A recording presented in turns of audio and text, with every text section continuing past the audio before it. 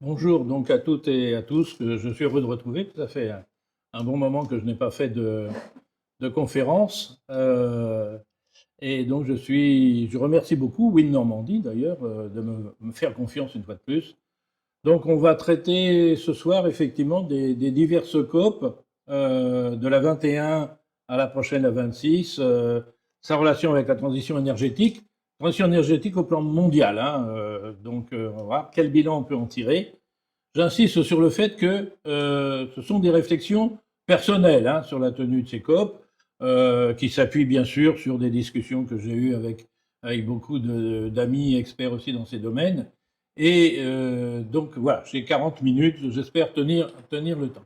Alors bon, COP, évidemment, c'est pour expliquer ce que ça veut dire. Donc vous voyez, donc c'est une conférence qui réunit les parties de la Convention cadre des Nations Unies, hein, sur les changements climatiques. Donc COP, voilà d'où ça vient. Et quand on est à la COP 21, c'est donc la 21e conférence des parties de cette convention cadre.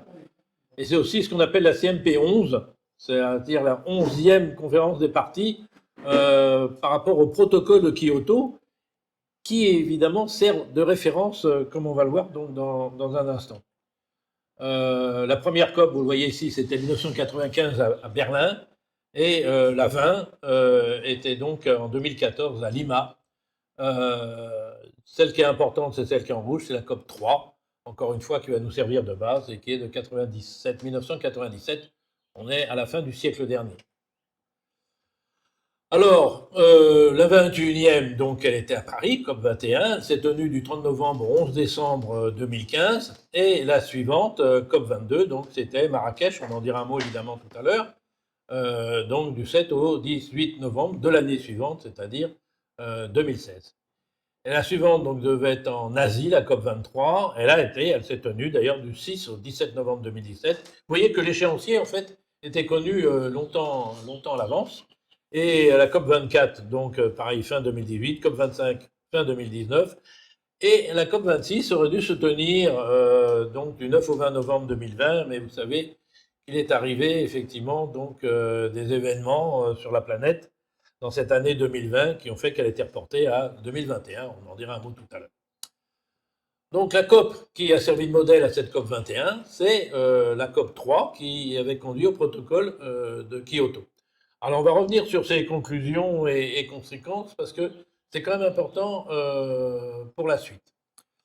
Le protocole donc de Kyoto, qui a marqué la fin en fait du dernier siècle, donc les pays qu'on appelle les pays de l'annexe 1, c'est assez rigolo parce que c'est dans l'annexe 1 que devait y avoir la liste des pays, et du coup on les appelle comme ça. Alors vous voyez, c'est l'Europe des 15, la Russie, les États-Unis, l'Australie, la Biélorussie, le Canada, le Japon, la Suisse, la Nouvelle-Zélande, la Turquie et l'Ukraine, s'engage à une réduction globale de 5% des émissions de GES, c'est-à-dire des gaz à effet de serre, entre 2008 et 2012. Vous voyez pas le 2012, mais bon, moi, je connais la planche quand même. Bon. Et il y avait 159 pays déjà, hein, un peu moins que la COP 21, mais quand même.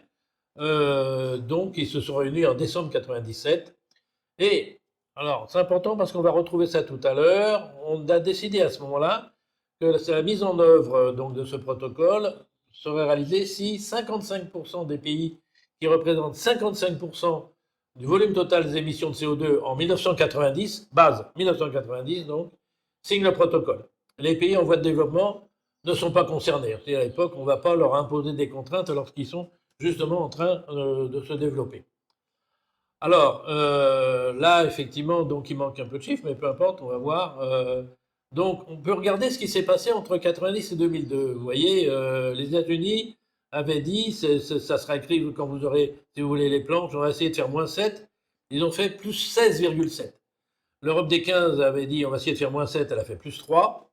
La Russie, c'était 0, et en fait, la Russie a fait -25, c'est la seule qui a fait effectivement des économies d'énergie. La Chine n'était pas concernée, elle a fait +44,5. Le Japon avait dit on va essayer de faire -6, il a fait +19 quasiment. Globalement, le monde a fait +16,4. Donc vous voyez que, à part la Russie, d'ailleurs la Russie jusque-là n'avait pas signé le protocole, elle a signé quand elle a vu qu'avec peu d'efforts, globalement, elle arrivait à faire des économies considérables d'énergie.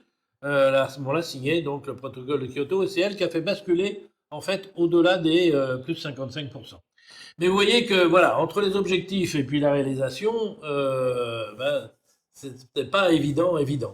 Et si notre base est 90, et ce qu'on regarde ce qui s'est passé les 20 années auparavant, vous voyez que, ben, globalement, il y a eu une augmentation, évidemment, partout, sauf en France, n'est-ce pas, assez curieusement, entre 20 ans, depuis les années 70, mais on sait bien pourquoi, hein, grâce à son programme électronucléaire, la France est le seul pays à avoir fait un effort considérable. Et vous voyez que les pays qui se sont développés le plus, comme l'Afrique ou l'Asie, ou encore Japon, Corée du Sud et autres pays, ben, c'est eux qui ont dépensé évidemment le plus d'énergie. Et le Moyen-Orient, bon, ben, évidemment, il y a du pétrole, donc ils n'ont pas trop fait d'efforts. Donc, certains pays, on voit en fait ceux qui ont rejeté le plus de gaz à effet de serre ont fait des efforts dans le sens d'une réduction du volume des rejets, mais il n'en reste pas moins que quand vous regardez ici jusqu'en 2020, depuis 1960, on voit la concentration de CO2 à partir d'un observatoire qui est installé à l'endroit qu'on semble le moins pollué de la planète. On voit cette augmentation. C'est une courbe classique, hein, c'est-à-dire que au printemps, quand les arbres créent leurs feuilles et autres, toute la végétation qui pousse, à ce moment-là, vous absorbez évidemment du CO2. Et puis au moment de l'apoptose en automne, eh bien, ce CO2 est rejeté, donc ça augmente. Mais ce qu'il faut regarder, évidemment, c'est cette progression que l'on voit et qui continue, hein, qui est tout à fait monotone. Alors là, il va manquer quelques chiffres, ce carré blanc, mais globalement, vous voyez, en tonnes de CO2 par habitant, les chiffres, c'est 2017, parce que si on veut comparer l'ensemble, en fait, voilà, il n'y a pas d'année plus proche que ça. Et donc, vous avez trois pays qui se détachent, pareil, les pays qui ont le plus fort PIB, hein. Donc, Émirats arabes unis, bien sûr, Australie, Canada. Les États-Unis sont pas très loin. La Corée du Sud, la Russie, le Japon, vous voyez, là on est descendu en dessous de 10 tonnes quand même. L'Allemagne, qui est parmi les pays à fort PIB en Europe, celle qui effectivement rejette le plus de tonnes de CO2 par habitant et par an, hein, bien sûr, hein. La Chine, je l'ai mise là parce que par habitant elle est moins, mais enfin il y a beaucoup d'habitants en Chine. Et puis vous voyez que la France, bah, elle est loin, hein. Pour une fois on est content d'être parmi les derniers, hein. 4,56 tonnes de CO2 par habitant et par an. Alors, si on regarde maintenant par pays, évidemment, bien sûr, donc la Chine est en tête, ensuite vous avez les États-Unis, l'Inde, la Russie et le Japon, ça c'est assez considérable. Vous avez ensuite l'Allemagne, on trouve bien sûr l'Allemagne, et puis les autres pays. On est toujours en pays à fort PIB, la France est 19e avec 310, on est relativement loin. Si on regarde l'Europe, alors, on me reproche beaucoup de mettre beaucoup de chiffres, on ne va pas s'arrêter dessus, mais pour moi, si vous voulez, voilà, les chiffres, c'est la vérité dans la mesure où on constate, quoi. Voilà, c'est factuel, on montre les chiffres et voilà, on peut un petit peu regarder. Vous voyez, le Luxembourg, on est en tonnes de CO2 par habitant, encore une fois par an, hein. Le Luxembourg, largement en tête. Alors on me dit, oh, bon, ils sont pas nombreux. Bon, ils sont pas nombreux, mais enfin, bon, voilà, quand même. Bon. Ensuite, vous avez l'Estonie, la Russie, là, vous avez tous les pays. Vous voyez la France, 58e au monde, 27e sur 36 en Europe. Hein, on a tous les pays européens, là, avec ses 4,56, on en a parlé tout à l'heure. Il y a des pays qui font mieux que nous, hein. La Suède qui fait que de nucléaire et de l'hydraulique, par exemple. Voilà, elle fait encore mieux que nous, certes, hein, mais bon, on est quand même, quand on se compare aux autres, on est quand même bien placé. Alors j'ai mis ça aussi parce que j'ai une autre conférence sur la classification périodique, donc on vient de fêter les 150 ans, et j'ai retrouvé ce document donc de Mendeleïev, hein, celui qui a inventé cette classification, et vous voyez que dès les débuts de l'exploitation du pétrole, en fait, il envoie une lettre à Alexandre III, hein, le tsar, qui lui dit ce matériau, donc le pétrole, est trop précieux pour être brûlé. Quand nous brûlons du pétrole, nous brûlons de l'argent. Il faut l'utiliser comme matière première dans la synthèse chimique. Donc ça, c'est tout à fait exact. Mais vous voyez, dès les débuts du pétrole, voilà. Mendeleïev, on parle beaucoup des prédictions de Mendeleïev. Celle-là, elle était moins connue, mais elle est quand même importante parce qu'elle est toujours d'actualité, bien sûr. Alors, revenons donc sur l'accord de Paris. Voilà une planche où le carré blanc ne gêne absolument pas. Bon, il y en a quelques-unes comme ça, mais il n'y en a pas beaucoup. Bon, alors, cette conférence avait pour objectif principal, vous voyez, la conclusion d'un nouvel accord international sur le climat, applicable après 2020 à tous les pays. Ça, c'est la différence avec le protocole de Kyoto, c'est-à-dire pays en voie de développement et les autres. Bon. Elle s'est tenue au Bourget, ça vous le savez bien sûr, donc dans la région parisienne du 30 novembre au 11 décembre, puisque elle était présidée par la France. Et comme le souligne le ministère de l'écologie, du développement durable et de l'énergie à l'époque, le ministre était Madame Ségolène Royal, c'est une échéance cruciale puisqu'elle doit aboutir à un nouvel accord international sur le climat, applicable à tous les pays, dans l'objectif de maintenir le réchauffement mondial en deçà de 2 degrés Celsius, sans qu'il y ait évidemment de limite. On doit, voilà, quelle que soit la date. Alors, c'était évidemment une manifestation internationale donc d'une ampleur impressionnante, hein, puisque vous aviez 195 États représentés, plus de 20 000 délégués, une bonne centaine d'ONG. Et vous vous souvenez, elle se situe juste après les tragiques événements de novembre 2015. Et elle a été maintenue malgré ces événements, ce qui est logique parce qu'évidemment, il ne fallait pas céder à la peur. Et vous savez qu'elle s'est passée dans les meilleures conditions. Donc, selon le gouvernement français, donc, elle doit prendre en compte, en fait, le défi climatique comme non pas comme un nécessaire partage du fardeau, mais, vous voyez, comme une opportunité, en fait, de création d'emplois et de richesses et d'invention de nouveaux modes de production et de consommation. La première conclusion qu'on peut tirer de cet accord de Paris pour notre pays, c'est le succès. C'est clair. Il faut reconnaître que tout s'est déroulé dans les conditions les plus sereines pour arriver à un accord ferme et définitif. On a tous vu hein, cette grande photo de classe là. Et donc, le nombre de chefs d'État qui ont tenu à se déplacer est évidemment impressionnant, je l'ai déjà dit. Il faut faire la part du politiquement correct, évidemment, à côté de la sincérité. Et c'est un jeu auquel on est habitué depuis longtemps. Faut se mettre aussi, parce que je vais être un peu critique dans la suite, mais faut se mettre quand même à la place d'un chef d'État qui est avant tout, effectivement, un être humain, un habitant de notre planète, et qui souhaite que tout se passe au mieux au point de vue climat pour la planète. Mais d'un autre côté, c'est pas n'importe quel être humain non plus. Il a, pour beaucoup d'entre eux, la responsabilité de millions, de dizaines de millions, de centaines de millions, voire plus, d'habitants qui l'ont élu, donc qui lui font confiance. Et voilà, il y a l'économie derrière. Hein. Bon, donc, en tout cas, c'est ce que je mets en dessous. Ça a été vraiment réussi, ce qui peut légitimer les efforts pécuniaires qui étaient demandés aux contribuables français, il ne faut pas oublier ça non plus, qui ont financé en grande partie cette manifestation. Alors, c'était un exercice très intéressant de communication. Les 150 chefs d'État et de gouvernement qui ont voulu s'exprimer, vous voyez, n'avaient que 6 minutes chacun. Alors quand on regarde, c'est pas beaucoup 6 minutes, mais ça fait quand même 15 heures sans compter les temps de passage. Et c'est vrai que c'est ce que j'essayais toujours d'exprimer à mes élèves, c'est-à-dire qu'en 6 minutes, on peut faire passer un message, on n'a pas besoin de plus. C'est ce qui est écrit en bleu en dessous, vous voyez, il suffit évidemment de faire l'effort de synthèse nécessaire. Alors si ça vous intéresse, hein, vous pouvez retrouver tous ces exercices de style sur Internet. Bon, dire que l'accord final a été difficile à mettre au point, c'est normal, puisqu'il y a des situations différentes pour tous ces États.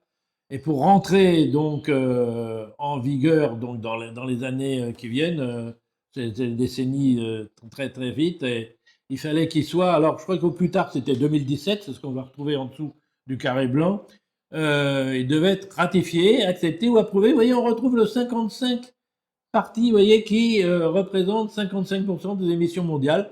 Je ne sais pas d'où vient ce chiffre 55, on va dire que c'est un peu au-dessus de 50%, mais voilà, on a repris la même valeur en fait que le protocole de Kyoto. Alors, et encore, donc l'accord de Paris était ouvert, vous voyez, à la signature aux États-Unis, donc pendant un an depuis le 22 avril 2016. C'est-à-dire qu'on avait, en fait, pour trouver ces fameux 55%, on avait un an, donc jusqu'au 22 avril 2017. Alors évidemment, il y a une question qui arrive tout de suite.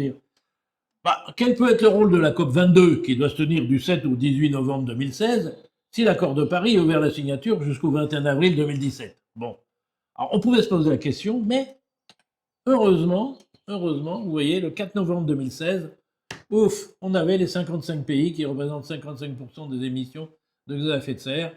Ils ont signé l'accord.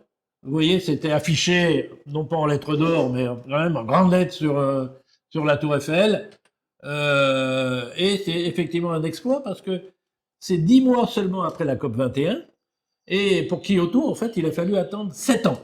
Donc on voit quand même qu'il y avait une volonté là importante de ratifier cet accord. Alors le rapport, bah, il fait une quarantaine de pages et il devait exprimer donc des contraintes concernant les rejets de gaz, vous voyez, pour limiter l'augmentation de la température moyenne de notre planète à 1,5 degré, qui était la revendication en fait des pays les plus vulnérables. Bon alors, retour d'expérience du protocole de Kyoto, on l'a vu tout à l'heure, hein, entre le vœu pieux et puis la réalité, entre les allez, on va faire -7 et en fait on fait +16 ou +17.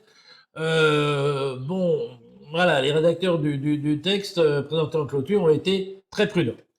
Et cet accord, donc, il comprend deux parties. Les conclusions, c'est-à-dire tout ce qui est proposition, demande, invitation, recommandation, qui, bien que formellement acceptées, ne sont en aucun cas juridiquement contraignantes, et l'annexe, qui constitue en fait l'accord proprement dit, qui lui est juridiquement contraignant au sens du droit international de l'environnement.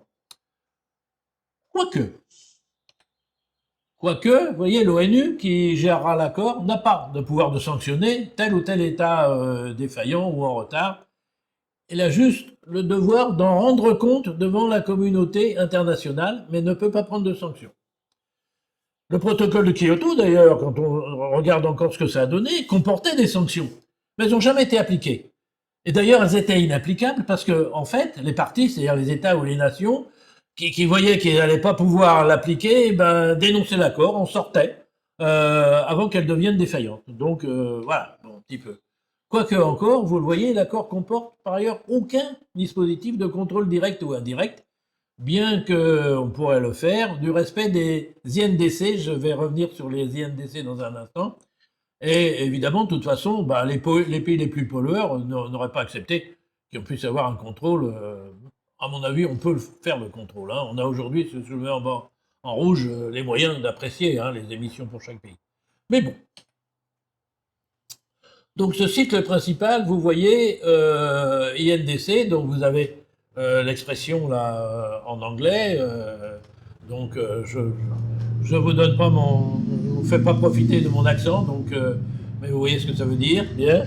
Il doit indiquer en fait les contributions nationales déposées auprès des États-Unis par chaque pays, en tenant compte donc de ces objectifs qu'on a vus de lutte contre le rayonnement. Et ces INC sont revus chaque lustre, c'est-à-dire donc tous les 5 ans. Alors l'accord de Paris, on l'a vu tout à l'heure, hein, j'ai repris la même phrase là, donc moyenne de 1,5 degré, donc revendication des pays les plus vulnérables. Or, à l'heure actuelle, c'est-à-dire donc là, mi-2021, plus de 190 pays ont déposé les INDC, et même s'ils respectent ces engagements, ben, on peut dire que le compte n'y est pas. Hein. On va revenir là-dessus un peu plus en détail. En fait, quand on regarde avec ces INDC, donc c'est les objectifs que se donnent ces pays, eh bien, on est plus près de 3 degrés à l'horizon 2100. Et vous voyez qu'aux dernières nouvelles, c'est-à-dire mi-2021, on pense qu'on va déjà être à plus 1,5 dans 2 ou 3 ans. Bon. Et quand on regarde aussi donc l'expression de tous ces pays, bah, il y en a qui jouent un peu sur les mots. Bon, par exemple, l'Arabie Saoudite dit qu'elle va essayer de diminuer ou d'arrêter l'émission de 130 millions de tonnes équivalent CO2 d'ici 2030. C'est un quart de ses émissions actuelles, mais bien sûr, ça dépendra des rejets à cette époque-là. Hein. Donc on dit moins 130 millions, mais si d'ici là on fait plus de 100 millions, ça fera quand même globalement plus 70 millions par rapport à aujourd'hui. Bon, j'interprète un peu, hein, mais je veux dire, vous voyez, c'est pour vous montrer à quel point, vous voyez, en termes de restrictions pures, hein, ce que j'écris en dessous, ça ne veut pas dire moche. La Chine, c'est pareil, s'engage à ce que les émissions vous voyez, de gaz à effet de serre atteignent leur plafond en 2030 ou plus tard, mais elle ne donne pas le plafond. Hein. L'Inde a annoncé, donc juste l'année après avoir ratifié l'accord de la COP 21, mais elle ne renonce pas pour autant, vous voyez, au charbon, pour satisfaire ses besoins énergétiques dans les décennies qui viennent. Le Danemark, le parti libéral qui est revenu au pouvoir depuis juin 2015, bien qu'ayant signé l'accord de Paris, a décidé de renoncer à l'objectif qui était indiqué par son pays à l'accord d'une réduction de 40% des gaz à effet de serre d'ici 2020. Et ça, elle avait dit ça en avril 2016. Hein. Bon. Et nous sommes en 2021, au contraire, quand on regarde bien, les rejets au Danemark ont augmenté. En revanche, le pays dit que, bon, en 2050, l'objectif final d'abandon, il est maintenu. Mais bon, ouais, voilà, on n'est pas en 2050. Quoi, hein. Bon. Alors, il y en a pour personne, puisque, vous voyez, le maître mot, en fait, quand on regarde bien, c'était dès que possible. Hein. Alors, dès que possible, bon, vous voyez la contrainte, quoi. C'est j'arrête de fumer dès que possible.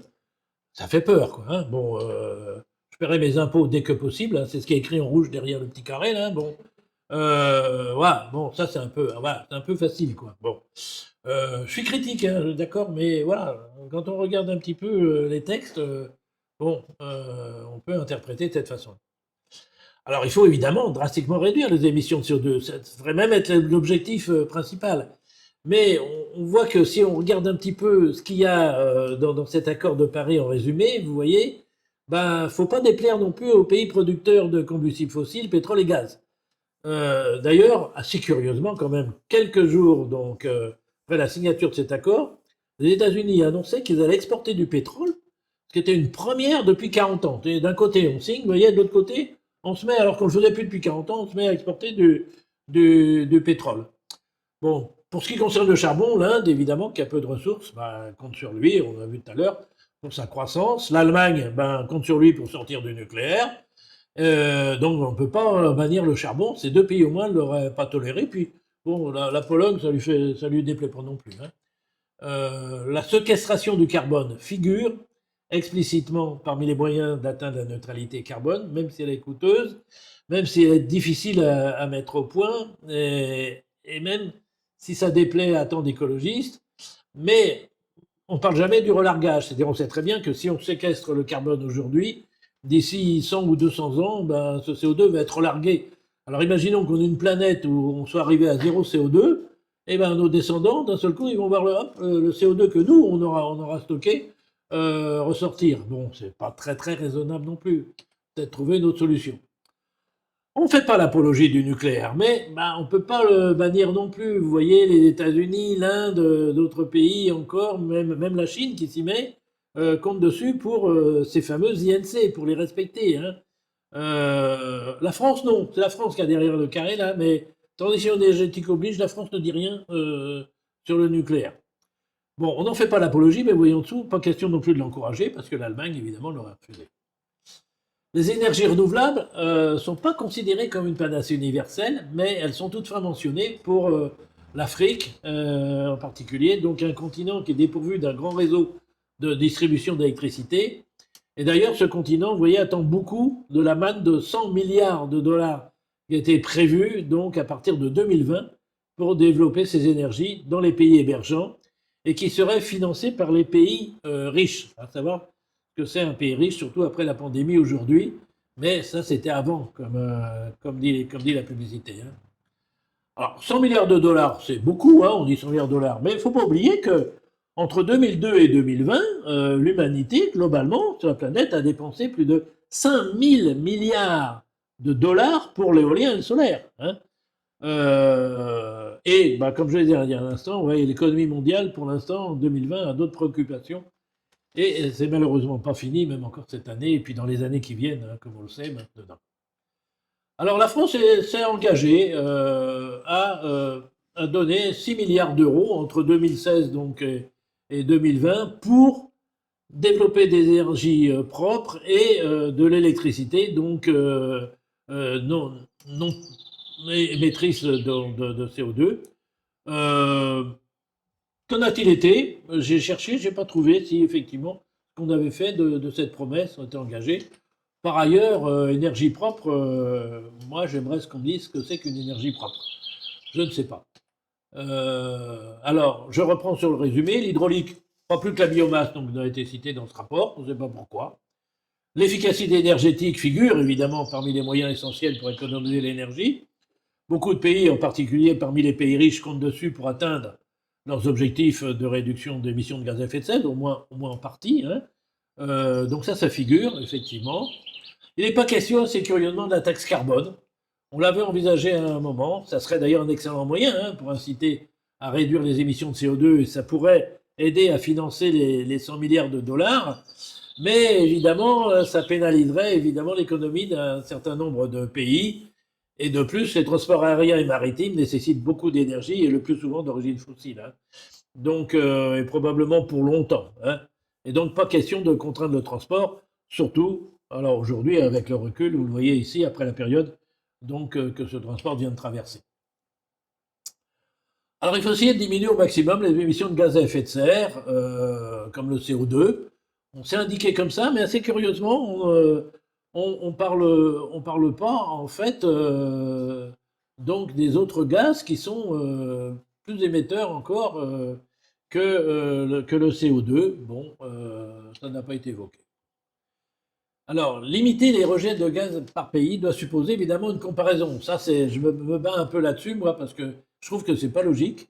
C'est pas raisonnable de demander la même chose aux bons élèves, comme la France, et aux autres, surtout que ça va pas conduire aux meilleurs résultats, hein. Si on dit dans une classe, bah écoutez, voilà, l'objectif, mes chers élèves, c'est que vous fassiez chacun plus de points sur 20 d'ici 3 mois. Bon, bah celui qui a 18, quand même, il va avoir du mal, hein, arriver à 20 sur 20, et surtout qu'il est déjà à 18. Celui qui est à 0 ou à 1 sur 20, bon, bah il peut dire, ouais, tiens, allez, je vais essayer de faire un effort, ça devrait aller, quoi. Bon, voilà, mais il faudrait arriver seulement à 3 sur 20, quoi, il serait même pas à 18. Bon, je pense qu'on ferait mieux de se mettre d'accord, mais bon, ça c'est un vœu pieux, encore une fois, hein, je vous ai dit qu'il y avait beaucoup d'idées personnelles aussi là-dedans, mais moi je pense qu'on ferait mieux de se mettre d'accord sur une valeur à atteindre pour tous les pays, par pays et par habitant. Et une fois qu'on a atteint ça, hein, nous on est à 5,46. D'ailleurs, mettons, on dit, bah, ok, allez, on se met à 5, bon. Donc nous, arrive à 5, on devrait pouvoir y arriver. Mais ceux qui sont à 20, comme on l'a vu, 15, 12, etc., ils vont avoir du mal. Mais bon, voilà, c'est ça qu'il faut faire. Bon. Et puis, bah, quand on est à 5, à ce moment-là, voilà, même nous, on dit, bah voilà, bon, allez, on essaye de fixer encore plus bas. Évidemment, c'est pas ce qui a été décidé, comme vous le savez, et comme vous le supposez. Ainsi aujourd'hui, donc toujours donc mi-2021, hein, alors que l'Europe veut réduire ses émissions de 55%, on retrouve le chiffre magique de 55 dès 2030, ben, la Chine elle reste en fait sur ses objectifs de 2015 d'essayer de stopper la hausse des siennes à la même date. Donc vous voyez, les promesses vertes en fait ne gâchent que ceux qui y croient, c'est un peu comme toutes les promesses électorales. Voilà où on en était, donc, après la signature de l'accord de Paris, dans un enthousiasme débridé, comme vous le voyez là. Et ensuite, bah, alors maintenant, bah, recul, effectivement, de plus de 5 ans, depuis, puisqu'on est en 2021.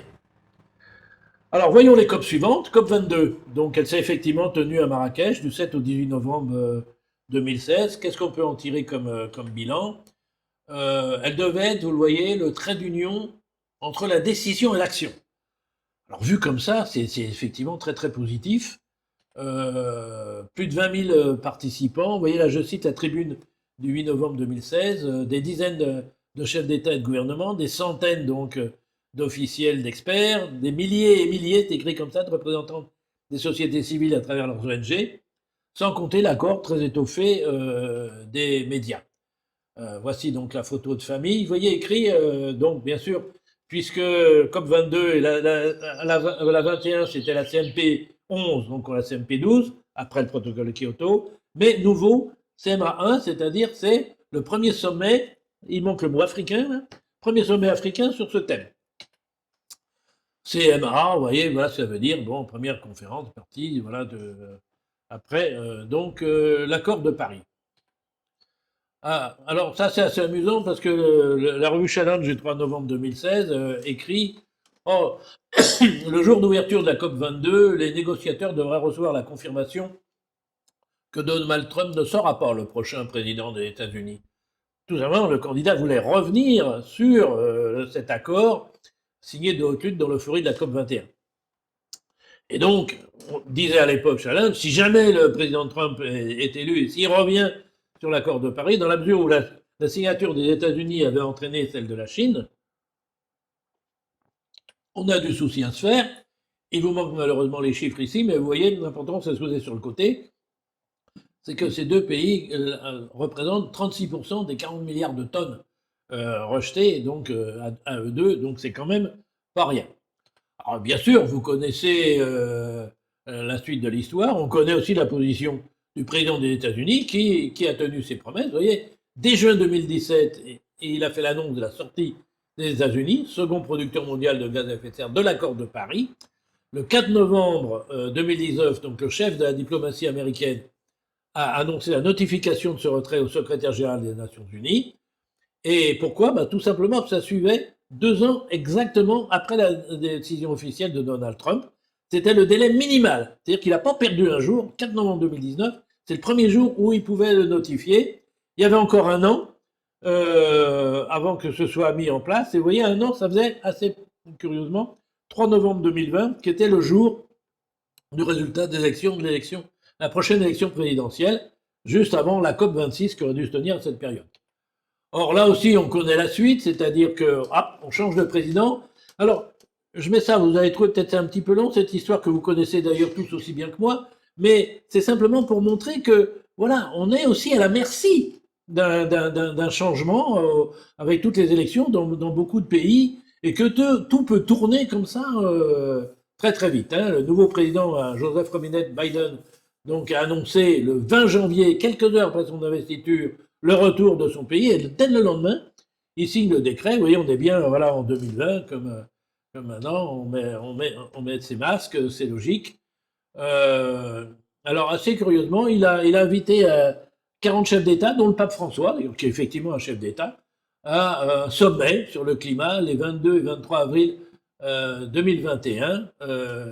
L'événement donc visait à accélérer la transition énergétique. On va voir ce que ça a donné. Donc je vous donnerai, on en reparlera un petit peu plus tard, hein, puisque là, voilà, j'ai mis cette parenthèse parce que on était au moment de l'élection de Trump avec la COP 22, donc on en reparlera un petit peu plus tard. Donc, alors, il y en a quand même, vous voyez, il y a eu quelques manifestations en disant, bon, en gros, on en a marre, quoi, de ces sommets qui servent à rien, quoi. Bon, ça a continué quand même. Hein. Conclusion de la COP 22, donc, tous les pays présents sont mis d'accord sur une programmation de soutien à l'accord de Paris. Ça, franchement, ça mange pas de pain, quoi. Hein. Bon. Alors, évidemment, on voit bien les aléas politiques, du coup, font peser des incertitudes sur les positions de tel ou tel pays. Oui, bon, voilà, bon. Alors, il y avait aussi des attentes financières, hein, les fameux 100 milliards de dollars à trouver chaque année à partir de 2020 pour financer les énergies décarbonées dans les pays émergents. Pas un mot là-dessus, hein. On n'en parle pas pour l'instant. Et il a été décidé donc que la prochaine COP devait avoir lieu aux îles Fidji. Malheureusement, le président de cet État a affirmé qu'il n'avait pas les moyens d'accueillir. Alors, du coup, Bonn a dit, bon, moi je prends 5 au 7 novembre donc 2017, la COP 23. Finalement, donc, on s'aperçoit que la principale avancée de la COP 22 reste la mise en place d'une feuille de route pour les années à venir, hein, et des points d'étape seront faits pour vérifier la conformité des États vis-à-vis de leurs engagements, et que dès 2018, les pays développés revoient leurs promesses à la hausse. On est en 2016, hein, COP 22. Alors, à quoi bon tenir une COP 23 en 2017 si on vient de dire que, du coup, il fallait attendre la COP 24, qui doit avoir lieu en 2018, hein, c'est ce que donnait la planche précédente. Pourquoi tenir une COP en 2017 puisque, de toute façon, on doit attendre 2018. Ben non, on tient la COP quand même, comme vous allez le voir. Il y a aussi évidemment les contre-COP. Vous avez peut-être entendu parler de ça. Claude Allègre en particulier, qui était le meneur donc de tous ce qu'il appelle des climato-réalistes, avait déjà organisé une contre-COP 21. Il a fait aussi une contre-COP 22, et premier au 2 décembre de cette même année. Alors voilà la COP 23. Alors vous voyez, malgré tout, ça s'appelle quand même Fidji. Mais c'est Bonn 2017, et on a une photo voilà, dans les îles Fidji, mais c'est Bonn 2017. 6 au 17 novembre, donc quoi de neuf? Rien, évidemment. C'est d'ailleurs ce qui était prévu, hein. Voilà. Donc elle s'est réunie. Et on passe donc à la COP 24, Pologne, Katowice, 2018, du 5 au 16 novembre. Alors avant ça, de toute façon, donc juste après la COP précédente, eh bien, la France organise réunie, vous voyez, par le président Emmanuel Macron, une cinquantaine de chefs d'État, 2000 acteurs clés, j'ai mis des guillemets, parce que moi je ne sais pas ce que c'est que des acteurs clés, mais c'est comme ça que c'était indiqué, le 12 décembre 2017. Donc c'est vrai qu'on finit par se demander à quoi servent les COP, quoi. Bon, je reviens donc sur cette planche que j'avais mis tout à l'heure, Katowice. Quel bilan bon, pour cette COP 24? 160 pays, vous le voyez, ont déposé des engagements de réduction des gaz à effet de serre. Et ceux qui ne l'ont pas fait doivent le faire avant la COP 26 de fin 2020. Les engagements nationaux devront être mis à jour tous les 5 ans. On retrouve les lustres de tout à l'heure. Et tous les 5 ans également, à partir de 2023, les pays feront le bilan mondial de leurs efforts collectifs. Voilà, c'est tout. Il manque le mot tout, mais vous avez compris. Voilà. Bon. Il est décidé que la prochaine COP, la 25, aura lieu, donc c'est à peu près la seule décision de cette COP 24, à Santiago du Chili en novembre 2019. Et le Chili dit, moi je veux bien, mais j'ai pas les sous. Donc, si vous voulez organiser, ben, il me faut 100 millions de dollars. Et ben, les autres pays disent, OK, marché conclu, vous aurez 100 millions de dollars. Problème, c'est finalement Madrid qui va accueillir la COP 25 suite au retrait en fait du Chili. On prend une contestation sociale massive. Il y a comme écrit Chili en dessous, comme il y avait écrit Fidji tout à l'heure, mais c'est à Madrid. Alors l'enjeu, vous savez, c'est que les États élèvent le niveau de leur ambition et qu'ainsi à la COP suivante, la 26, qui devait se réunir à Glasgow donc en 2020, ils soient sur la trajectoire de l'accord de Paris. Un coup de pied à suivre, quoi. Hein, bon. Alors, vous me trouvez un petit peu pessimiste, mais vous voyez que la présidente chilienne de la COP, parce que c'est une présidente chilienne, même si c'était à Madrid, et le secrétaire général des Nations Unies ont déclaré quand même officiellement que le bilan était quand même très très décevant, quoi. Loin de l'urgence climatique. Bon. Et les pays se sont tous montrés, vous voyez, plus prudents que jamais. Il n'y a que 80 pays qui ont confirmé leurs engagements, mais c'est ceux qui représentent en fait au total que 10% des émissions de gaz à effet de serre. Autrement dit, si on fait déjà un bilan à 5 ans, eh ben on s'aperçoit qu'on n'a fait en fait aucun progrès. Pire encore, vous voyez, quand vous regardez le bilan chinois à la veille de cette COP, entre janvier 2018 et juin 2019, le pays a augmenté ses capacités de production électrique au charbon de 43 gigawatts, c'est-à-dire l'équivalent d'une quarantaine en fait, de réacteurs nucléaires, alors que dans le même temps, en fait, le reste du monde réduisait de 8. Et désormais, vous voyez, le gouvernement chinois prévoit 148 gigawatts de nouvelles capacités d'ici 2030, soit l'équivalent de la production électrique à partir de charbon en Europe, et au-dessus de même de toutes les nouvelles capacités dans le reste du monde.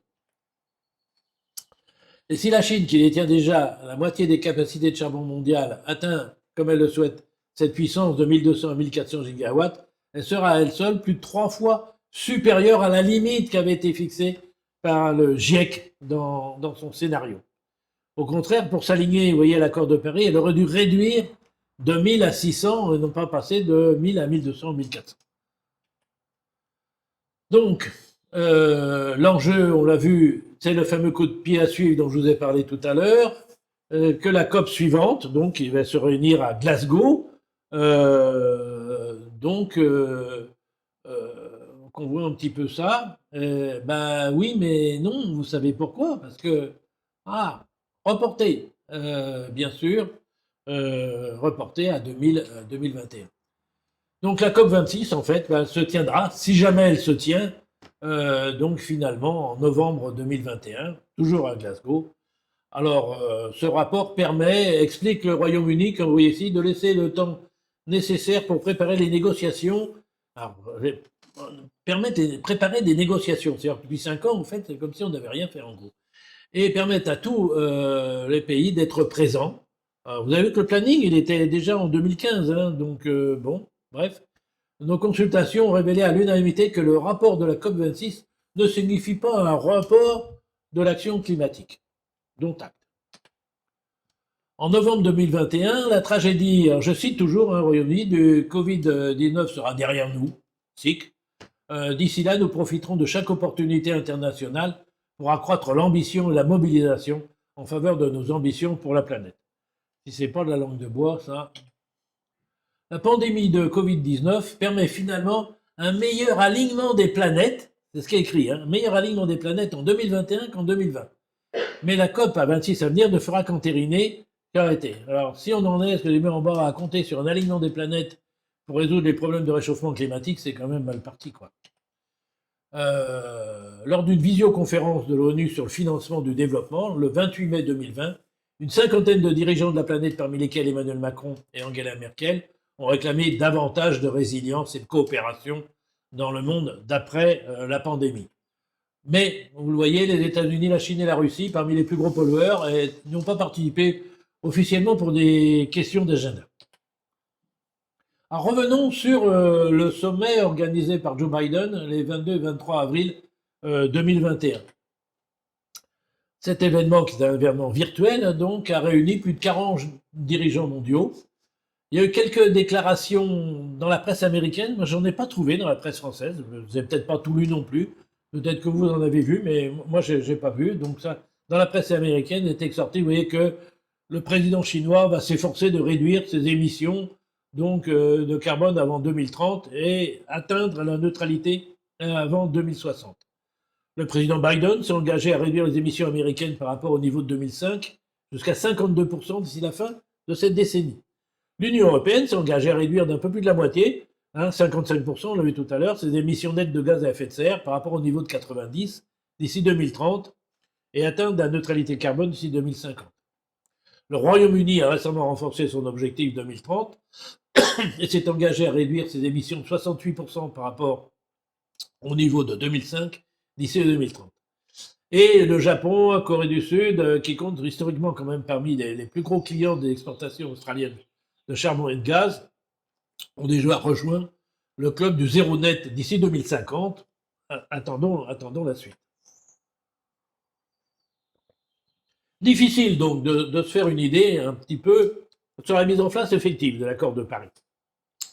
Mais toutefois, ce qu'on peut dire, et ça sera la dernière partie de ma conférence, j'ai presque terminé, que la seule grande gagnante de l'accord de Paris de 2015, c'est l'énergie décarbonée. Tous les pays se sont mis d'accord là-dessus. Tous les pays ont dit qu'on aurait besoin d'énergie dans l'avenir, qu'on aurait besoin de plus en plus d'énergie dans l'avenir, mais que donc si on veut effectivement respecter tous ces accords, c'est l'énergie, bien sûr, décarbonée. Et parmi les diverses formes d'énergie décarbonée, évidemment, la grande gagnante, c'est quoi? C'est celle qui est la plus fiable, la plus économique, la plus sûre, car c'est la plus contrôlée, et donc la plus respectueuse de l'environnement sur tous ses aspects.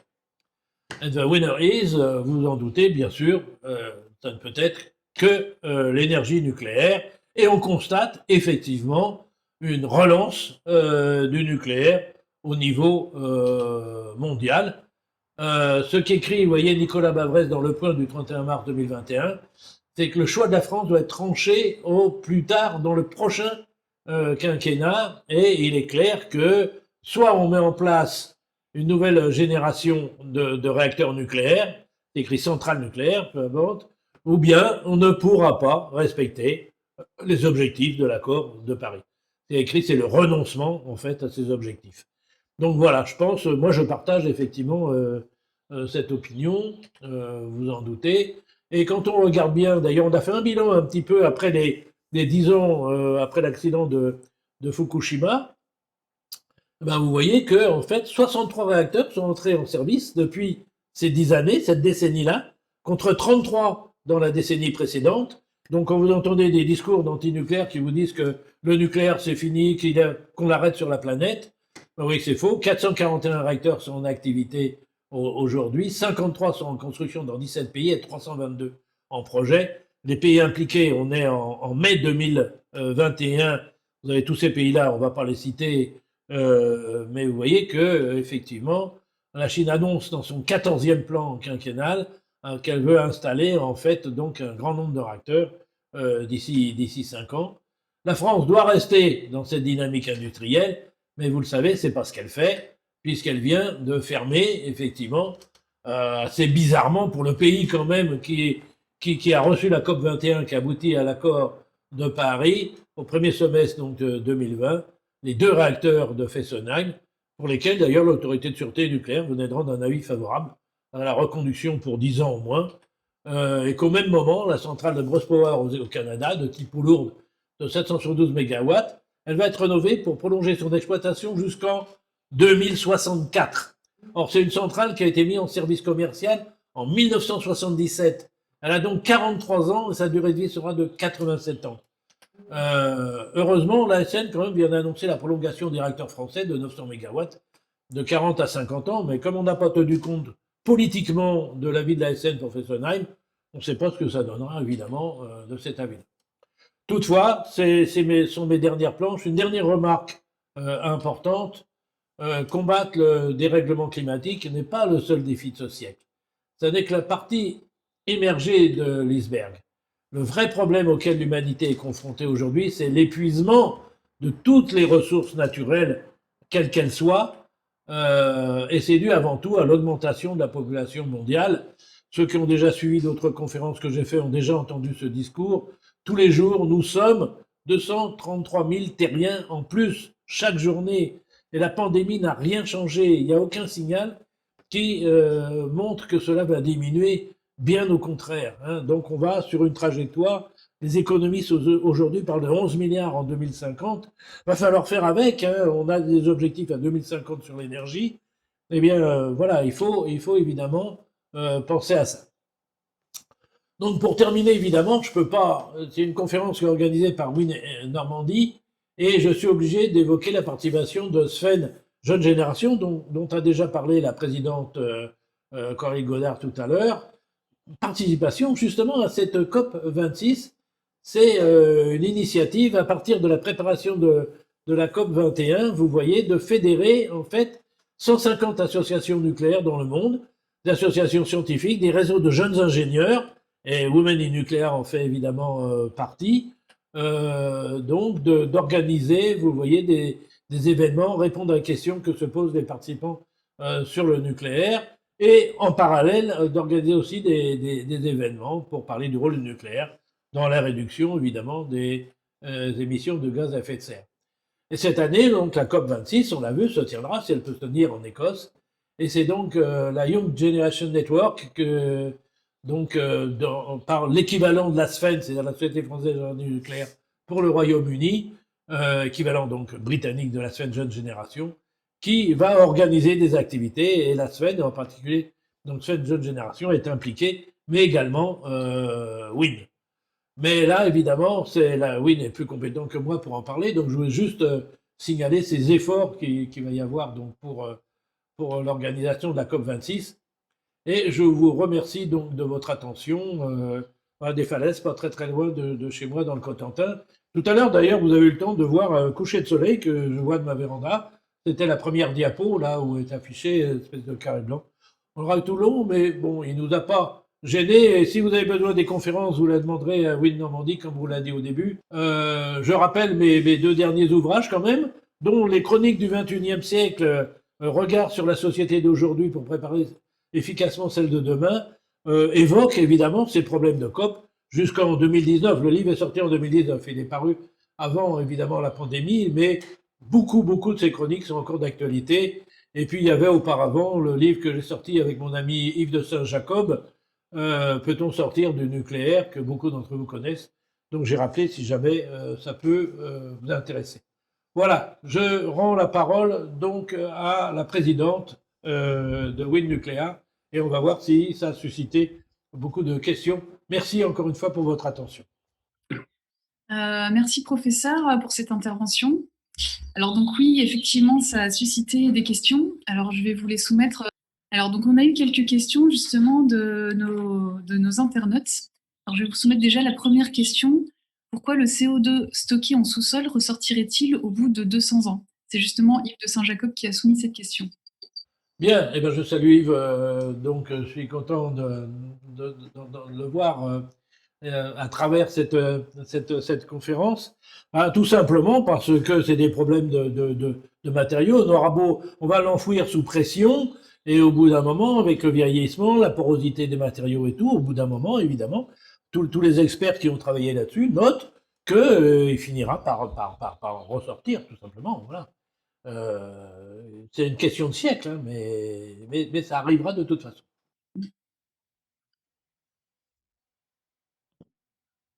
Ok. Vous avez une Alors, question? oui, alors tout à fait. Alors j'ai une autre question de Michel Lebar, donc qui pose la question, quelle est la place de l'hydrogène dans la transition? Alors, ben Michel Lebarth, que je connais bien aussi, que je salue. Ben, l'hydrogène. Parlons-en de l'hydrogène. D'ailleurs, Michel Lebarth me connaît et c'est un petit peu, j'en ai beaucoup parlé dans mes chroniques. En fait, je ne suis pas un opposant de l'hydrogène, loin de là. Je pense que la pile à hydrogène a beaucoup d'avenir et qu'il faut la développer. Je m'insurge un peu, moi qui ai travaillé avec de l'hydrogène, à l'hydrogène dans les transports. Je pense qu'on court à la catastrophe. Un beau jour, il y aura effectivement un accident et de l'hydrogène quand même qui est comprimé à 700 bars, donc qui est le gaz le plus explosif qui existe. Je me dis que bon, quand on met ça dans des autobus, dans des voitures et autres, on en parle dans les bus scolaires. Je veux dire, est-ce que vous voyez mettre vos enfants ou vos petits-enfants assis sur un réservoir qui est gonflé à 700 bars du gaz le plus explosif qui existe? On peut se poser des questions. Toutes les explosions de gaz qu'on a connues, et on a eu d'ailleurs en Norvège, vous pouvez retrouver ça sur Internet, où vous avez l'équivalent d'une station-service d'hydrogène qui a explosé seulement en partie. Les réservoirs n'ont même pas explosé, mais on voit les dégâts que ça a fait. Bon, bah, on se souvient tous aussi, évidemment, donc des autres accidents qu'il y a eu, en particulier le dirigeable à New York. Bon, ça a arrêté d'ailleurs assez malheureusement le dirigeable, et on arrêtera la filière. Moi, ce que m'avait dit le PDG d'un grand constructeur d'automobiles au moment où il était le parrain de la promotion d'ingénieur du Conservatoire national des arts et métiers, quand j'étais le directeur de l'école d'ingénieurs du CNAM, il m'a dit, nous, monsieur Fauss, on ne se lance pas sur le véhicule à hydrogène parce que au premier accident, ça arrêtera la filière. Donc vous voyez, voilà à quoi pensait tout de suite, effectivement, à juste titre, ce PDG au premier accident. Parce qu'on présente toujours cet hydrogène en disant, oh là là, c'est formidable, l'hydrogène, vous comprenez, avec l'oxygène, ça fait de l'eau, ça rejette de l'eau. Le déchet, c'est de l'eau. Les politiques, ils pleurent d'émotion, quoi. Mais quand on a travaillé avec de l'hydrogène, et d'ailleurs la suite des chroniques que j'ai fait là-dessus, j'ai reçu beaucoup de témoignages disant qu'on court effectivement à la catastrophe. D'un autre côté, bah, l'hydrogène, c'est pas comme le pétrole. C'est-à-dire que le pétrole, si vous êtes au bon endroit, vous creusez un trou, puis vous avez du pétrole. Là, vous creusez un trou, de nulle part, vous avez de l'hydrogène. Hein. Bon. Donc, il faut beaucoup d'énergie déjà pour récupérer effectivement cet hydrogène. Et bah, ça dépend comment vous. Ah, si vous utilisez de l'électricité, aujourd'hui, si vous voulez, quand vous regardez bien, le Japon va demander aux Australiens de lui produire donc du gaz hydrogène sous pression qu'il va transporter dans des bateaux depuis l'Australie. Oui, bonjour le bilan carbone, déjà rien que là-dessus, hein, jusque chez lui. Alors évidemment, pour le Japon, le bilan carbone, il est bon, quoi. Bon, voilà. Il va utiliser l'hydrogène, il va dire. Mais les Australiens qui vont fabriquer à partir de lignite l'hydrogène, moi, je me place sur le plan de la planète. Je veux dire, c'est pas un pays qui doit faire un bilan favorable. Bien sûr, quand vous regardez ce bilan, à partir du moment où déjà vous allez produire l'hydrogène à partir de lignite, et puis après que vous allez le trimballer depuis l'Australie jusqu'au Japon, le bilan il est forcément pas bon, quoi. Bon, donc voilà, il faut choisir en fait la bonne utilisation de l'hydrogène. Oui pour l'hydrogène, pas pour l'hydrogène dans les transports à mon avis, mais comme je l'ai écrit, bon, on va pas tenir compte évidemment de ça. On va continuer. On va attendre l'accident. L'accident, on l'aura. Et puis ce jour-là, on se posera des questions. Voilà. Bon, c'est bien malheureux, mais c'est comme ça. Bon. Donc voilà ce que je peux répondre sur cet hydrogène. Mais je ne suis pas défavorable, encore une fois. La pile à hydrogène, il faut la développer. elle bouge pas. Ok, donc merci professeur. J'avais peut-être juste envie de développer cette question-là, parce qu'on a parlé en énergie décarbonée, le nucléaire, l'hydrogène, mais enfin, qu'en est-il des autres énergies décarbonées? Est-ce qu'on peut compter dessus dans l'avenir pour limiter l'empreinte carbone? On parle beaucoup de l'éolien aujourd'hui. On parle beaucoup de ces nuisances. Alors, selon évidemment, les associations, il y a la défense des oiseaux. Bon, c'est sûr que un oiseau qui se prend une pale d'éolienne, il a même plus ses plumes pour pleurer, quoi. Bon, donc, mais il y a aussi tout. Lorsqu'on fabrique l'épuisement, aussi avec le photovoltaïque, de ce qu'on appelle les métaux rares. Ça c'est bon. Si on les appelle des métaux rares, c'est quand même parce qu'ils sont rares. Hein. Donc voilà, soit on trouve un autre moyen, effectivement. C'est plus le photovoltaïque que l'éolien, hein, l'épuisement des métaux rares, mais quand même. Bon. Et puis bah vous avez la nuisance sonore, la nuisance visuelle. Bon, tout ça. Et encore une fois, quand je mettais tout à l'heure qui va gagner, la grande gagnante, l'énergie nucléaire, c'est que quand vous faites les calculs, quand vous prenez une ville d'un million d'habitants, et une ville d'un million d'habitants, il faut 1 gigawatt d'énergie. Ben, si vous devez le faire avec de l'éolien ou du solaire ou même de l'hydraulique, ben, vous allez évidemment, ça nécessite des surfaces absolument considérables. Et puis des villes de plus d'1 million d'habitants, hein, il y en a des centaines sur la planète. Donc voilà. Et ici, ben, si vous prenez un réacteur nucléaire, c'est seulement quelques hectares, quoi. Bon. Voilà, dizaines d'hectares, allez, 70 à 80. Bon. Donc, mais ça n'a rien à voir comme chiffre. Là, autrement, on est en kilomètres carrés, ça n'a rien à voir. Puis on a facteur 100 ou 1000. Bon. Donc, voilà, encore une fois, ça ne veut pas dire. Si vous prenez des déserts avec un vent constant, où on peut imaginer des rendements qui peuvent atteindre 40%, pourquoi pas? Mais moi, je dis, dans ces COP-là, si la décision qu'on prenait, c'était d'essayer de trouver un stockage massif de l'énergie, c'est ça le défi d'aujourd'hui. Parce que ces énergies renouvelables dont on vient de parler, éolien, photovoltaïque, bon, ce sont des énergies intermittentes, hein, comme l'avait mis un élève dans sa copie une fois. Le problème avec le solaire, c'est qu'il y a des jours où il fait nuit. Oui, bon, ben, voilà, c'est une bonne remarque, quoi. Donc c'est forcément intermittent. On ne se pose pas la question l'hiver à 19 heures si on va avoir de l'énergie photovoltaïque. Hein. Donc voilà. Bon. Mais si on sait stocker l'énergie à grande quantité, c'est un défi, ça. Il suffisait de mettre l'argent qu'il faut. Hein. On me dit des fois, oui, mais vous êtes pessimiste dans votre discours parce que, voilà, bon, qu'est-ce qu'il faut faire? J'ai dit, je peux donner une note optimiste, c'est que l'esprit humain, l'intelligence humaine n'a pas de valeur, n'a pas de limite. Mais elle a une valeur, c'est-à-dire que voilà, il faut l'argent derrière, quoi. Bon, quand le président Kennedy a dit dans les années 60, je veux qu'il y ait un homme sur la Lune dans moins de 10 ans, je mets tous les milliards qu'il faut, et ben, il y a eu un homme sur la Lune avant 10 ans.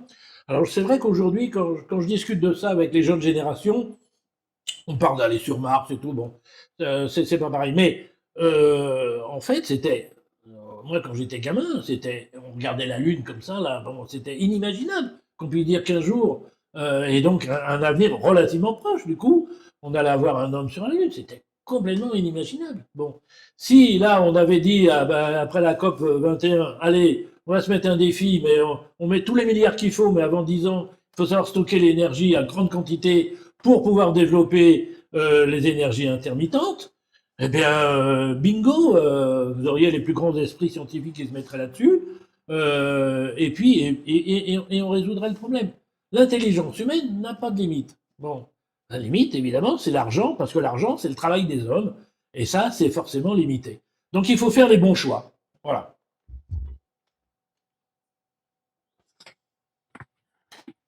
Merci du coup pour cette réponse. Oui. Alors donc je vous soumets une autre question aussi de la part de Yves de Saint-Jacob. Alors donc Yves nous dit l'Europe vise la neutralité carbone en 2050. La Chine vient de s'engager à cette neutralité en 2060, ce qui est une décision politique forte. Quel est l'engagement à long terme des États-Unis? Ah, faudrait poser la question aux États-Unis.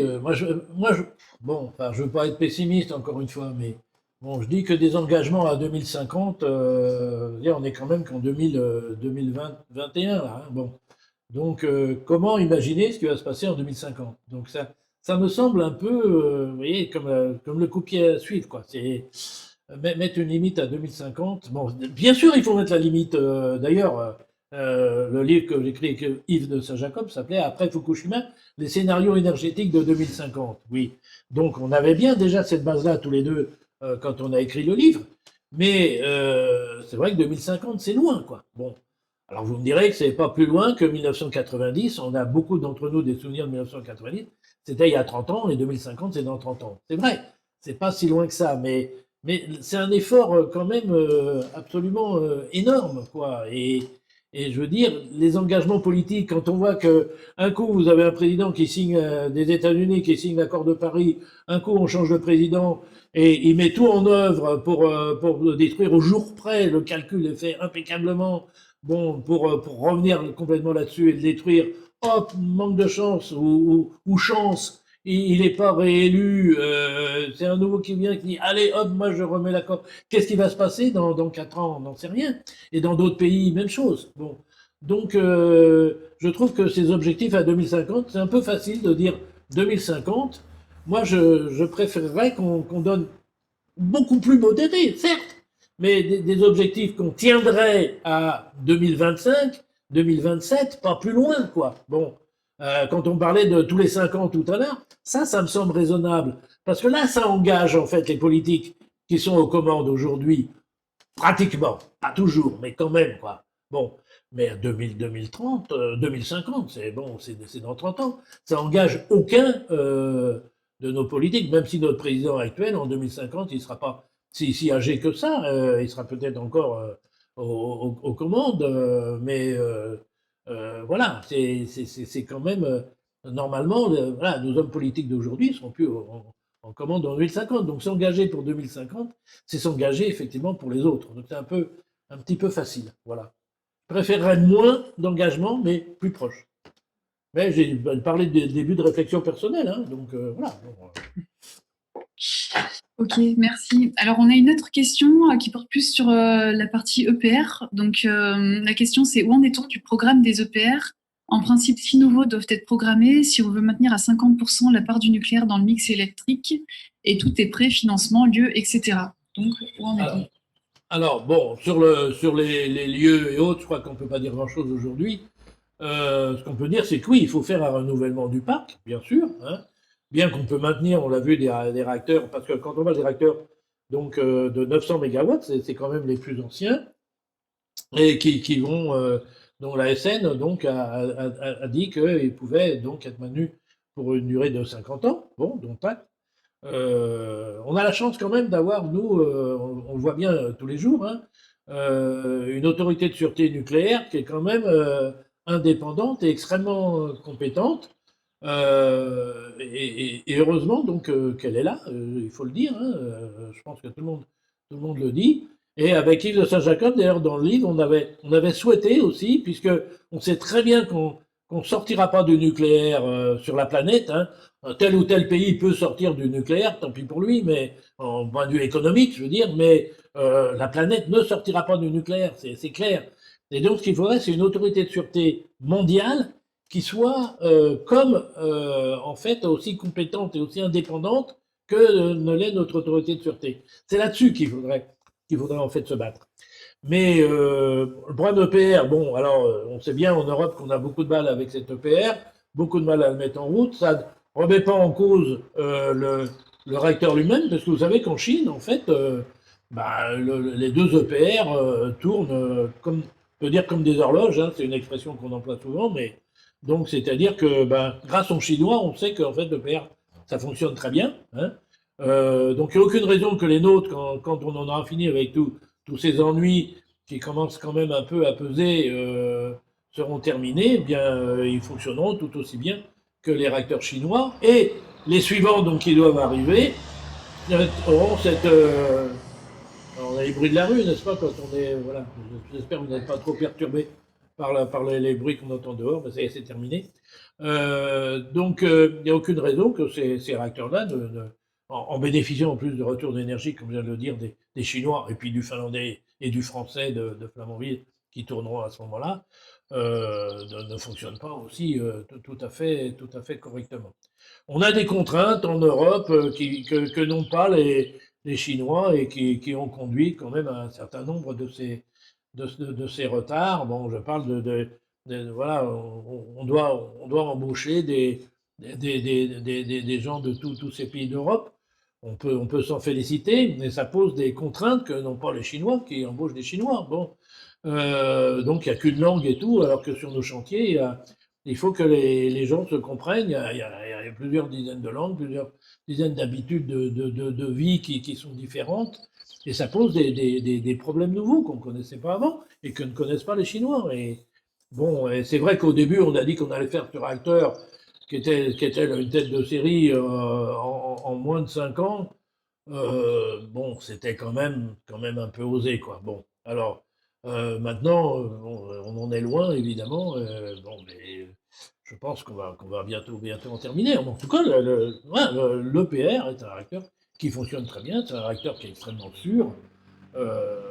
Et donc, il a, je pense, un bel avenir, même au niveau mondial. Ok. Alors, donc on a, je pense, une dernière question. Je pense que ce sera la dernière. C'est Marie-Noël Fouillou qui demande, y a-t-il d'autres Chines en puissance? D'autres Chines en puissance. Je comprends pas la question. Y a-t-il d'autres Chines en puissance? D'autres Chines en puissance. Bon, Marie-Noël, c'est ma nièce en plus, Marie-Noël. Allez, on va tout dire. Donc je la connais bien. Et donc, je la salue aussi, comme je salue les autres qui ont posé des questions. Difficile de répondre à une question comme ça, hein. Bon, en très, très grand pays, on a quoi? On a la Chine et l'Inde, globalement, quoi. Bon. Donc ce sont des pays qui doivent se développer, ce sont des pays qui voient leur population augmenter, alors en particulier pour l'Inde, qui risque d'ailleurs bientôt de dépasser la Chine. Et alors, maintenant, la Chine dit les familles ont droit à un troisième enfant, donc peut-être que voilà, une espèce de course. Enfin, je suis un peu cynique de dire ça, mais je pense que les populations ne vont pas diminuer dans ces pays. Et énergétiquement, voilà, ça va nécessiter, et en plus, un besoin primordial, puisque, encore une fois, c'est un facteur de santé, hein, l'énergie. Hein, bon. Donc c'est nécessaire, en fait, pour la santé. Bon. Et puis, vous avez des besoins nouveaux. Moi, je fais des diapos là, dans mes conférences sur l'énergie depuis quelques années, sur en fait, quand on dit qu'on on peut diminuer les dépenses énergétiques, en particulier l'électricité, on s'aperçoit que c'est complètement faux, parce que vous avez les besoins nouveaux qui sont arrivés, comme les smartphones, tiens, qui dépensent une énergie considérable, comme les monnaies virtuelles. Vous avez vu que le Bitcoin, alors, il y a quelques années, quand je faisais ma planche, je disais, bon, ça consomme autant d'énergie à l'année une province de la Croatie. Et puis après, ça a été la Croatie complète. L'année suivante, ma planche a changé. Et après, c'était la Belgique. Hein. Et puis ça a été, l'année dernière, c'est 15 à 20% de toute la consommation totale de la France. Eh bien, figurez-vous qu'en 2020, c'était l'équivalent de la consommation totale de la France, de l'ordre de 440 TWh, c'est-à-dire milliards de kilowattheures. Bon, où va-t-on là, hein? Bon, tout simplement parce qu'on fait tourner des ordinateurs pour ce qu'on appelle le minage. Bon, et ça, comme les smartphones et autres, on a 7 milliards de smartphones sur la planète aujourd'hui. Hein. On en fabrique plus d'1,5 milliard par an. Bon, alors je sais bien qu'il y en a qu'on met à la poubelle, mais il y en a d'autres qu'on recycle. Donc, heureusement d'ailleurs. Hein, bon. Donc voilà, ça ne va pas diminuer, quoi. Bon. Donc, je pense qu'on va avoir de plus en plus besoin, effectivement, d'énergie, et qu'il faut développer l'énergie décarbonée, quelle qu'elle soit. Et vous avez compris qu'en fait, les deux grands défis, c'est assurer un nucléaire sur toute la planète, hein, et deuxièmement, donc, trouver aussi des moyens de stocker les énergies intermittentes à grande quantité, ce qu'on ne sait pas faire aujourd'hui, mais ce qu'on saura faire dans l'avenir. Moi, j'ai confiance dans l'avenir, évidemment. J'étais chercheur, donc j'ai forcément confiance dans la recherche, c'est clair. Bon, voilà ce que je peux répondre à Marie-Noël. Ok, bon bah merci. Du coup, on a passé toutes les questions. Merci beaucoup aux participants qui ont posé des questions. Donc on va arrêter la conférence ici. Alors je voudrais remercier encore le professeur Foss pour votre intervention. Voilà, merci également aux membres de Win Normandie qui ont permis de rendre possible l'organisation de cette conférence. Alors je vous rappelle qu'elle a été enregistrée et que vous pourrez la retrouver sur le site de Win France. Donc l'adresse c'est www.win-france.org. Voilà, donc pour ceux qui voudraient revoir la conférence depuis le début, si vous avez raté le début. Ensuite, donc les slides complets, comme je disais, en fait, là, les slides ont été simplifiés pour la conférence web et les slides complets seront disponibles à tous ceux qui en feront la demande. Donc pour ça, vous pouvez nous envoyer un mail à win.normandie@gmail.com et de toute manière, on enverra les slides à tous ceux qui ont été inscrits. Voilà. Donc ensuite, si vous souhaitez être informé des prochaines conférences organisées par Win Normandie ou Win France, vous pouvez consulter le site de Win France. Ou alors, vous pouvez aussi nous envoyer un mail à win.normandie@gmail.com. On pourra vous informer de ce qui se passe au niveau Win. Voilà. Et je voulais rebondir aussi sur la COP26, parce qu'effectivement, des actions, comme le disait le professeur Foss, des actions sont organisées dans ce cadre. Et donc, Win participe à ces actions.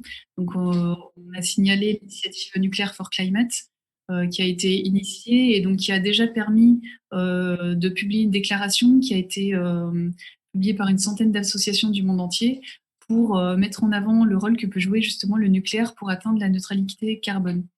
Donc toutes ces actions, elles sont disponibles sur le site de Win France qui met à disposition les liens adéquats. Voilà. Donc merci beaucoup de nous avoir suivis et je vous souhaite une très bonne soirée. Au revoir.